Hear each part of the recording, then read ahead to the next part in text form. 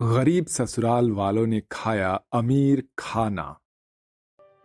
एक काम करो, इधर का काम तो राकेश संभाल रहा है, तुम जाकर दूसरी यूनिट का काम संभालो। और हाँ, आते आते मेरा खाना भी ले आना, खाना खाने का समय हो गया है। ठीक है मालिक।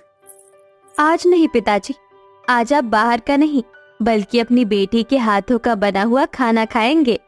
अरे भूमि बेटा, तुम यहाँ? हाँ पिताजी, वो आज मैंने ऑनलाइन देखकर एक नई डिश बनाई थी, सोचा आपके लिए भी ले जाऊं। अब जल्दी से खाकर बताइए कि आपकी बेटी ने कैसा बनाया है। अरविंद अपनी बेटी की लाई हुई डिश खाने लगता है कि तभी अचानक एक मजदूर के चिल्लाने की आवाज आती है, जिसे सुनकर भूमि और अरविंद उस मजदूर के पास जाते हैं, जहां वो देखते हैं कि एक नीरज नाम के मजदूर के हाथ से काफी सारा खून निकल रहा है। अरे नीरज, तुम्हारे हाथों से ये खून कैसे निकल रहा है? मालिक, सिलाई करते वक्त गलती से सुई के नीचे मेरा हाथ आ गया था, इसी की वजह से खून निकल रहा है। तुम जल्दी से डॉक्टर के पास जाओ। नहीं मालिक, मैं ठीक हूँ, कपड़ा बांध कर आराम कर लूंगा, आप फिक्र ना कीजिए हमारी। इतना बोलकर नीरज अपने हाथ पर कपड़ा बांधकर दोबारा कपड़े सिलने लग जाता है, जिसे देखकर भूमि को नीरज के लिए काफी बुरा लगता है। अब अक्सर भूमि अपने पिता अरविंद को खाना देने के लिए फैक्ट्री आया करती थी, जिसके चलते वो अक्सर नीरज को काम करता देखती थी, जिससे अब धीरे धीरे भूमि नीरज को पसंद करने लगती है। और कहीं ना कहीं नीरज भी अब भूमि को पसंद करने लगा था। नीरज, मैं सोच रही थी क्यों ना अब हम हमारे रिश्ते के बारे में अपने परिवार वालों को बता दें और शादी कर लें। कब तक हम ऐसे छुप छुप कर मिलेंगे? भूमि, तुम तो जानती हो ना कि मैं गरीब परिवार से हूँ। तुम्हारे पिता इस शादी के लिए कभी भी हाँ नहीं करेंगे। नीरज, मैं तुमसे बहुत प्यार करती हूँ और तुम्हारे साथ गरीबी में भी रहने के लिए तैयार हूँ। तुम देखना, मेरे पिताजी जरूर मान जाएंगे। भूमि इतना बोल ही रही होती है कि तभी वहां पर भूमि के पिता अरविंद आ जाते हैं। भूमि, प्यार करने के लिए तुझे क्या यही लड़का मिला था? पिताजी, मैं नीरज से बहुत प्यार करती हूँ और नीरज के साथ ही शादी करना चाहती हूँ। ये तुम्हें 2 वक्त की रोटी भी ढंग से खिला नहीं पाएगा। तुम जानती भी हो कि इसका परिवार कितना गरीब है। अरे तुम बचपन से ऐशो आराम में पली बढ़ी हो, तुम्हारे बोलने से पहले हर एक चीज तुम्हारे सामने हाजिर हो जाया करती थी। तुम शादी के बाद इसके साथ गरीबी में कैसे रह लोगी बेटा? पिताजी, आप उसकी फिक्र मत करिए, मेरे लिए नीरज का प्यार ही काफी है। आप प्लीज इस शादी के लिए मान जाइए। अगर मेरी शादी नीरज से नहीं हुई तो मैं अपनी जान दे दूंगी। भूमि की बात सुनकर अरविंद काफी डर जाता है, जिसके बाद वो भूमि और नीरज की शादी के लिए हाँ कर देता है। और कुछ ही महीनों में नीरज और भूमि की शादी हो जाती है। शादी के कुछ दिनों तक तो सब कुछ ठीक रहता है, लेकिन गरीबी की वजह से पूरा परिवार हर रोज दाल चावल और रोटी खाता था, जिससे अब भूमि पूरी तरह से पक चुकी थी। माँ जी, आज खाने में क्या बन रहा है? रोज की तरह दाल चावल और रोटी। क्या आज भी खाने में सिर्फ दाल चावल और रोटी है? मैं इस घर में जब से बहू बनकर आई हूँ, उस दिन से लेकर आज तक सिर्फ दाल रोटी और चावल ही खा रही हूँ। अरे इसके अलावा भी कई सारी सब्जियां हैं, आप वो क्यों नहीं बनाती हो? बहू, तुम तो जानती हो ना कि सब्जियां खरीदने के लिए हमारे पास इतने पैसे नहीं हैं, और बिना पैसों के हम लोग सब्जियां कैसे खरीद कर लाएंगे। इसीलिए हम लोग यहाँ दाल चावल और रोटी खाते हैं। कितने दिन हो गए हैं मुझे अच्छा खाना खाए हुए। शादी से पहले मैं हर दिन इतना अच्छा खाना खाया करती थी, लेकिन जब से शादी हुई है तब से तो अच्छा खाना खाना तो दूर, अच्छे खाने को देखा भी नहीं है। भूमि, मैंने तो तुमसे पहले ही ने कहा था कि हम लोग बहुत गरीब परिवार से हैं, लेकिन तुम नहीं तो शादी करने की रट लगाई बैठी थी। अब जब शादी हो गई है तो तुम ये सब नाटक काहे कर रही हो? सोचा था गरीब हो, लेकिन ये नहीं सोचा था कि खाने को ढंग से तो रोटी भी नहीं मिलेगी, वरना मैं कभी तुमसे शादी नहीं करती। इतना कहकर भूमि वहां से चली जाती है। भूमि की बात सुनकर नीरज को काफी बुरा लगता है, लेकिन वो कुछ भी नहीं कहता। ऐसे ही कुछ दिन बीत जाते हैं। भाभी, देखो मैंने अपने हाथों से आपके लिए ये मूंगफली की चटनी बनाई है। आप दाल चावल खाकर बोर हो चुकी हो ना, आज ये मूंगफली की चटनी खाओ, फिर देखना खाने का स्वाद कैसे बढ़ जाता है। भूमि सोनाली के हाथ से चटनी की कटोरी लेती है और जमीन पर फेंक देती है। ये चटनी तुम ही खाओ, समझी? मेरी तो जिंदगी बर्बाद हो गई इस गरीब परिवार में शादी करके। इतना कहकर भूमि वहां से चली जाती है और ऐसे ही कुछ हफ्ते बीत जाते हैं और भूमि और नीरज की शादी को पूरा 1 साल हो जाता है। आज इन दोनों की शादी की पहली सालगिरह होती है। आज हमारी शादी की एनिवर्सरी है। आज के दिन तो मुझे तुम अच्छे डिनर पर ले जाओ। जानता हूँ भूमि, आज हमारी शादी की पहली एनिवर्सरी है। अब मैं भी तुम्हें एक अच्छे से रेस्टोरेंट में लेकर जाना चाहता हूँ, लेकिन मेरे पास इतने पैसे ही नहीं हैं। मुझे माफ कर देना। इतना कहकर नीरज वहां से चला जाता है। नीरज की बात सुनकर भूमि को बहुत गुस्सा आता है और वो मुंह फुलाकर बैठ जाती है कि तभी भूमि को उसके पिता अरविंद का कॉल आता है। कैसी हो भूमि? आज तुम्हारी शादी की फर्स्ट एनिवर्सरी है, तो क्या क्या तैयारियां चल रही है तुम्हारे ससुराल में? पिताजी, आप तो जानते हैं ना मेरे ससुराल वाले कितने गरीब हैं। तैयारी तो बहुत दूर की बात है। मैंने तो 1 साल से कुछ अच्छा खाना तक नहीं खाया है। भूमि बेटा, तुम फिक्र मत करो। मैं अभी तुम्हारे और तुम्हारे पूरे ससुराल वालों के लिए 5 स्टार होटल से खाना ऑर्डर कर देता हूँ। कुछ ही देर में खाना तुम्हारे घर पर पहुंच जाएगा। फिर तुम जी भर कर अपना मनपसंद खाना खाना। अरविंद की बात सुनकर भूमि बहुत खुश होती है और कुछ ही देर में भूमि के घर पर 5 स्टार होटल से खाने की डिलीवरी आ जाती है। इतना अच्छा और महंगा खाना देखकर सारा परिवार हैरान रह जाता है। इतना अच्छा और महंगा खाना कहाँ से आया? इतना अच्छा खाना तो मैंने पहली बार देखा है। हाँ पिताजी, खुशबू तो बहुत बढ़िया आ रही है। खाने में कितना अच्छा होगा। अब आप सब देखते ही रहोगे या खाना भी खाओगे, वरना सारा खाना ठंडा हो जाएगा। भूमि के कहने पर भूमि के ससुराल वाले खाना खाने लगते हैं। जिंदगी में पहली बार इतना अच्छा खाना खाने पर भूमि के ससुराल वालों की आंखों से आंसू आ जाते हैं, जिसे देखकर भूमि कहती है, आप सब लोगों की आंखों में ये आंसू क्यों? क्या खाना अच्छा नहीं लगा? बहू, तुम्हारी बदौलत हमें इतना अच्छा खाना खाने को नसीब हो रहा है। ये तो खुशी के आंसू है। हम लोगों की गरीबी की वजह से तुमने इतने दिनों तक हमारी तरह हम गरीबों का खाना खाया है, हमारे साथ इस गरीबी में रहे हो, और फिर आज तुम्हारी वजह से हम लोग इतना अच्छा खाना खा रहे हैं। बहू, हमें माफ कर देना बहू। अपने सास ससुर की ऐसी बातें सुनकर भूमि की आंखों में आंसू आ जाते हैं और उसे यह एहसास होता है कि उसने जैसा बर्ताव अपने ससुराल वालों के साथ किया है वो गलत था। भूमि इतना सोच ही रही होती है कि तभी वहां पर नीरज आ जाता है। देखो भूमि, हम तुम्हारे लिए क्या लेकर आए हैं। ये रहा तुम्हारा फेवरेट रेड वेलवेट केक, और ये रहा तुम्हारा ड्रेस। अब पता है, ये ड्रेस हमने अपने हाथों से बनाई है तुम्हारे लिए। ये ड्रेस तो काफी सुंदर है, लेकिन ये केक तो काफी महंगा आता है ना। अब मैं तुम्हारे लिए इतना तो कर ना सकता हूँ, तो मुझे माफ कर देना जी। मेरी वजह से तुम्हें इस गरीबी में क्या नहीं झेलना पड़ रहा है। आप सभी लोग मुझे माफ कर दीजिए। मैंने तो सिर्फ 1 साल से अच्छा खाना नहीं खाया था, तो मेरी ऐसी हालत हो गई। और आप लोगों ने तो ना जाने कितने सालों से अच्छा खाना देखा भी नहीं है। मैं आप लोगों का दुख दर्द नहीं समझ पाई। उसके बावजूद भी आप लोगों के दिल में मेरे लिए इतना प्यार है। तू हमारी बेटी जैसी है।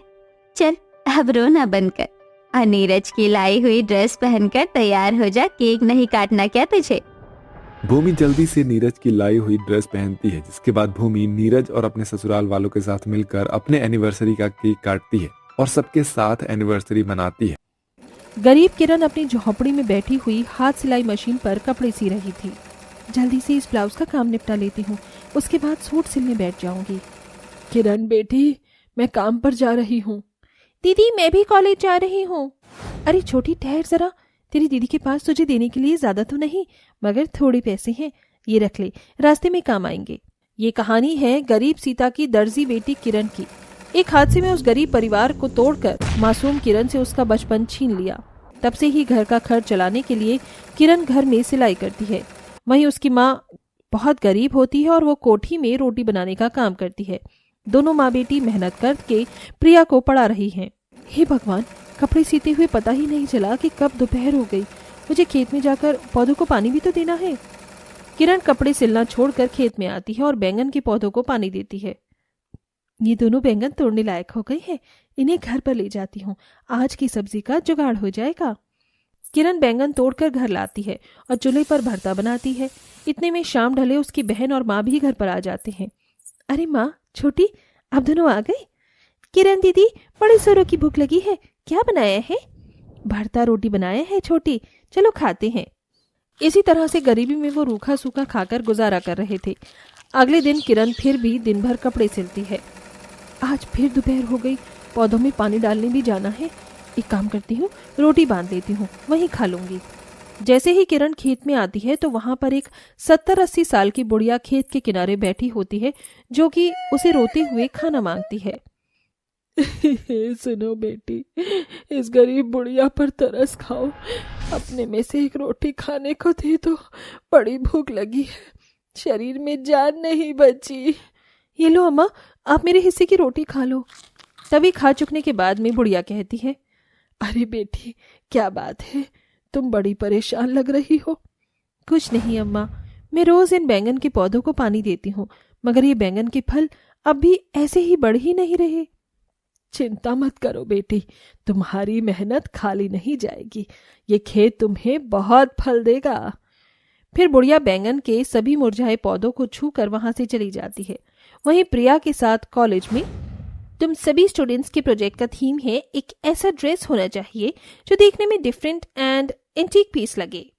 तभी छाया और रिचा प्रिया को ताने मारती हैं, यार रिचा, हम तो एक प्रोजेक्ट आसानी से बना लेंगे, लेकिन मुझे प्रिया के लिए दुख हो रहा है। हाँ यार, इस बेचारी के पास तो पहनने के लिए भी ढंग के कपड़े नहीं, फटा चिटा सूट पहनकर बहन जी बनकर आती है। ये कहाँ से बनाएगी ऐसी ड्रेस? रिचा, तो इसे हल्के में मत ले, इसकी बहन दर्जी है, कपड़े चुरा चुरा कर तो रखा होगा उसने, उसी से बना देगी ड्रेस। ये सुनकर प्रिया बहुत रोती है और घर आकर अपनी बहन को सारी बात बताती है। तुझे रोने की जरूरत नहीं, अपनी दर्जी दीदी पर भरोसा रख, चल मेरे साथ। दोनों बहनें टोकरी लेकर खेत में आती हैं और देखती हैं कि हर पौधे में बैंगन के गुच्छे लटक रहे होते हैं, जिसे तोड़कर वो घर ले आती हैं। दीदी, क्या हम इन बैंगन को बेचेंगे? नहीं प्रिया, तू बस देखती जा। मगर किरण बेटी, तू आखिर इन बैंगन का क्या करने वाली है? माँ, बस अपनी गरीब दर्जी बेटी पर भरोसा रखो। ये कहकर किरण सिलाई से बचे हुए कपड़ों की कतरन को जोड़ जोड़ कर बहुत ही डिजाइनिंग लहंगा चोली सिलती है। प्रिया, अब तो इस बैंगन के गुच्छे को तोड़कर अलग अलग करके मुझे देती जा। दीदी बताओ तो तुम बना क्या रही हो? इसके बाद किरण एक एक करके उन बैंगनों को सुई धागे में गूंथकर सिले हुए लहंगे में टाकने लगती है और बचे हुए बैंगनों से ब्लाउज को भी अच्छे से सजा देती है। उस गरीब दर्जी बेटी का बनाया हुआ बैंगन का लहंगा देखने में बहुत ही खूबसूरत लग रहा होता है, जिसे देखकर प्रिया खुश हो जाती है। अरे वाह मेरी दर्जी दीदी, आपने तो कमाल ही कर दिया, ये बैंगन का लहंगा कितना बढ़िया है, अब देखना आपकी छोटी जीत जाएगी। अगले दिन सभी मिले हुए प्रोजेक्ट में बने हुए ड्रेस को पहनकर कॉलेज आते हैं। प्रिया भी अपनी गरीब दर्जी बहन का बनाया हुआ बैंगन का लहंगा पहनकर कॉलेज पहुंचती है, जिसे सभी उसे देखते ही रह जाते हैं। उसका प्रोजेक्ट सभी को बहुत पसंद आता है। वाओ प्रिया, इट्स ब्रिलियंट, तुम्हारा बैंगन का लहंगा सबसे सुंदर है। किसी ने सच ही कहा है कि अगर ऊपर वाला किसी को गरीब बनाकर इस दुनिया में भेजता है तो उसके हाथों में हुनर भी देकर भेजता है। जैसे तुम्हारे हाथों में ये हुनर है, जिसे तुम बैंगन से इतना बढ़िया लहंगा बनाया है, इसलिए तुम्हारा प्रोजेक्ट इस साल का स्टूडेंट ऑफ द ईयर है। उस पल गरीब प्रिया की आंखों में खुशी के आंसू भर आते हैं और वो भर्राई आंखों से कहती है, thank you so much ma'am, शुक्रिया मेरी दर्जी दीदी, आज आपके बनाए इस बैंगन के लहंगे से ही आपकी छोटी जीत गई है दीदी। घर आके प्रिया खुशी से अपनी जीत की बात बताती है और फिर उस बैंगन के लहंगे को दीवार पर टांग देती है। तभी आधी रात में दीवार पर टंगा बैंगन का लहंगा एक सुनहरी रोशनी से टिमटिमाने लगता है, जिससे किरण जाग जाती है। मैंने तो लालटेन बुझा दी थी, फिर ये रोशनी कहाँ से आ रही है? तभी वो देखती है कि लहंगे के लगे सारे बैंगन सोने के रंग के हो गए हैं और वो अपनी माँ और बहन को उठाती है। माँ छोटी, जल्दी उठो। क्या हुआ किरण बेटी? ये देखो माँ, लहंगे में लगी सारे बैंगन सोने के हो गए। तभी किरण एक बैंगन तोड़कर उसे सिलबट्टे के पत्थर पर घिसती है। किरण बेटी, ये बैंगन तो खरे सोने का है। तभी लहंगे में लगे सारे बैंगन के आंख कान मुंह बन जाते हैं और एक बैंगन बोलता है, किरण, भले ही तुम गरीब हो, मगर एक गरीब को एक तिनके की भी कदर होती है। हम सभी जादुई बैंगन हैं और हम तुम्हारी मदद करना चाहते हैं। तुम इस लहंगे में से एक एक करके हम बैंगनों को तोड़कर अपनी जिंदगी ठीक कर सकती हो। गरीब दर्जी किरण उस लहंगे में से एक जादुई बैंगन तोड़ लेती है, जिसकी जगह एक और सोने का बैंगन उग जाता है और अगले दिन उसे सुनार के पास जाकर बेच आती है और राशन पानी खरीद कर लाती है। समय बीतता है। दीदी, अब तो हमारे पास जादुई बैंगन का लहंगा है, तो क्यों ना हम उसे अपने रहने के लिए एक पक्का घर बनवा ले। वैसे भी इस झोपड़ी की छत एकदम कच्ची और कमजोर हो गई है, दिन रात मिट्टी झड़ती रहती है। इसके बाद किरण फिर से जादुई लहंगे से मदद मांगती है।